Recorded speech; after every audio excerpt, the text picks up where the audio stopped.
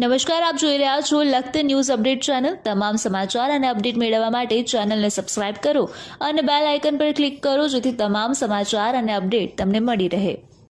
અણિયારી દેવળિયા વચ્ચે આવેલા LDS canal repairing કર્યા વગર પાણી છોડી દેવામાં આવતા ખેડૂતને જવું મુશ્કેલ। સૂત્રો પાસેથી મળતી માહિતી મુજબ ખેડૂતો દ્વારા અનેકવાર લેખિત મૌખિક રજૂઆત કરવામાં આવેલ છતાં કેનાલ રિપેર કરવામાં આવી નહીં અને પાણી છોડી દેવામાં આવ્યું।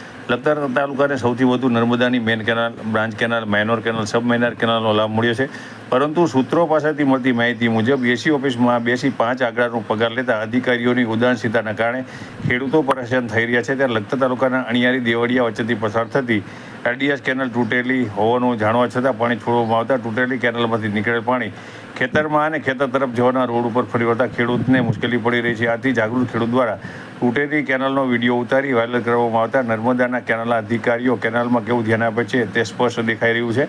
હાલ બીટી કપાસ વાવવાની સિઝન શરૂ થઈ ગઈ છે અને ખેતરમાં કપાસ વાવવા જવું મુશ્કેલ પડતું હોવાનું જણાવી અને નામ નહીં દેવાની શરતે ખેડૂત દ્વારા જણાવવામાં આવ્યું હતું કે આ અંગે ખેડૂતો દ્વારા અવારનવાર અધિકારીઓને લેખિત અને મૌખિક જાણ કરવામાં આવી છે, તેમ છતાં અધિકારીઓ ફક્ત આશ્વાસન જ આપે છે કે તમારી કેનાલ રિપેર કરાયા પછી જ પાણી છોડવામાં આવશે અને પાણી છોડી દેવામાં આવ્યું છે।